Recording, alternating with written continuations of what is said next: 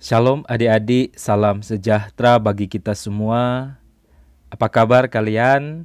Semoga kalian dalam keadaan yang sehat dan dalam lindungan Tuhan. Saat ini kita akan belajar mata pelajaran pendidikan agama Kristen dan budi pekerti kelas 4 SD. Nah, kali ini kita akan mempelajari pelajaran yang ketiga dengan topik Allah penolongku yang setia. Ini bagian yang pertama. Sebelum kita mulaikan pembelajaran kita, mari kita dengarkan nyanyian berikut ini.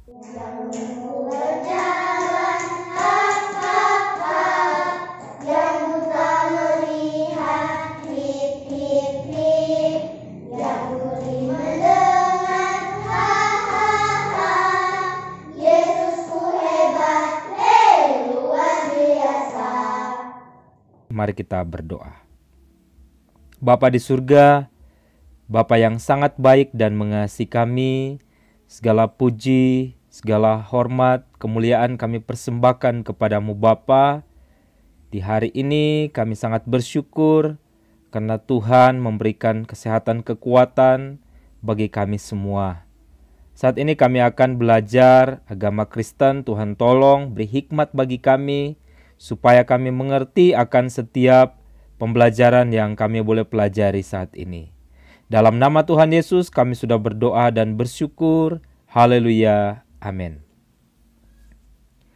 Adik-adik, saat ini sebelum kita masuk ke pembahasan kita, mari kita mendengarkan kompetensi dasar untuk pengetahuan, yaitu memahami keterbatasannya sebagai manusia.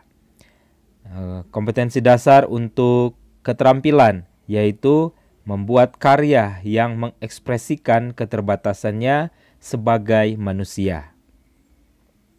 Tujuan dari pembelajaran ini yaitu menuliskan ciri-ciri orang yang berpenyakit kusta. Yang kedua, mengungkapkan perasaan apabila melihat atau mendengar tentang orang yang berpenyakit kusta. Nah, saat ini kita masuk ke pembahasan kita. Banyak orang takut tertular jika berada di samping orang yang berpenyakit kusta, apalagi bersalaman dengannya. Padahal, tidak semua penyakit kusta itu menular, tergantung seberapa parahnya kondisi luka itu. Orang yang berpenyakit kusta pada saat ini berbeda dengan orang yang berpenyakit kusta pada zaman Alkitab. Dulu, penderita kusta tidak boleh ada di tengah-tengah keluarga dan masyarakat. Mereka harus diasingkan dari keluarga dan masyarakat di sekitarnya. Di beberapa kota sekarang pun masih banyak orang kusta yang berkeliaran di jalan-jalan raya. Mereka mengharapkan belas kasihan orang. Ada juga yang masih tinggal bersama keluarganya. Tidak sedikit juga yang sudah diterima bekerja di bidang pekerjaan tertentu jika mereka sudah dinyatakan sembuh. Selanjutnya, pernahkah kamu melihat atau mengunjungi seorang yang berpenyakit kusta? Jika belum pernah, mari kita bahas bersama-sama. Nah, Bapak juga belum pernah melihat secara langsung penyakit kusta, hanya lihat melalui gambar di internet. Nah, adik-adik, lepra atau kusta adalah salah satu penyakit yang paling ditakuti pada zaman dahulu. Perjanjian Lama, bahkan hingga zaman Yesus. Ada yang menular dan tidak dapat disembuhkan, bahkan bisa mengakibatkan kematian. Tetapi ada juga yang bisa disembuhkan. Mereka yang berpenyakit kusta biasanya diusir di luar kota dan tinggal di sebuah perkampungan yang dikucilkan dari dunia luar. Biasanya penderita kusta tinggal di gua-gua dengan keadaan yang sangat memprihatinkan. Tidak ada orang yang mau mengurus apalagi merawat mereka. Orang takut mendekati mereka karena kusta dianggap sebagai penyakit kutukan. Ya.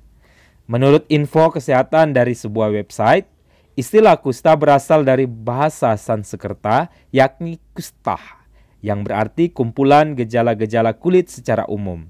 Penyakit kusta atau lepra disebut juga morbus Hansen. sesuai dengan nama yang menemukan kuman itu, yaitu Dr. Gerhard Anmauer Hansen pada tahun 1874, sehingga penyakit ini disebut morbus Hansen. Tanda-tanda penyakit kusta bermacam-macam, tergantung dari tingkat atau tipe dari penyakit tersebut. Berikut adalah tanda-tanda penyakit kusta. 1. Adanya bercak tipis seperti panu pada badan atau tubuh manusia. 2. Pada bercak putih itu awalnya hanya sedikit, tetapi lama-lama semakin melebar dan banyak. Yang ketiga, adanya pelebaran syaraf terutama pada syaraf ulnaris, medianus, auricularis, magnus, serta peroneus. 4. Kelenjar keringat kurang kerja sehingga kulit menjadi tipis dan mengkilat. 5. Adanya bintil-bintil kemerahan atau leproma nodul yang tersebar pada kulit. 6. Rambut alis rontok. 7. Muka berbenjol-benjol dan tegang yang disebut facies leomina atau muka singa.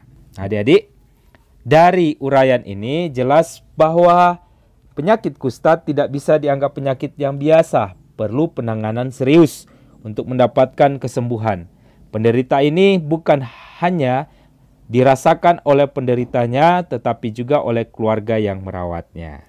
Nah, adik-adik, tadi Bapak tidak memperlihatkan gambar orang penderita kusta ya, karena ini merupakan tugas. Carilah di internet gambar orang yang menderita sakit kusta, kemudian kirim tugasnya lewat WA atau Facebook ya. Nah, sampai di sini untuk pembahasan kita kali ini, nanti kita lanjut di bagian berikutnya. Dan sebelum kita tutup, mari kita berdoa dan bernyanyi.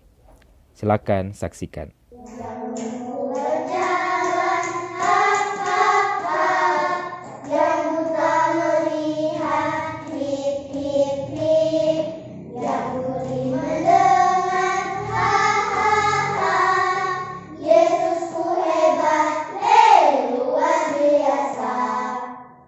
Mari kita berdoa.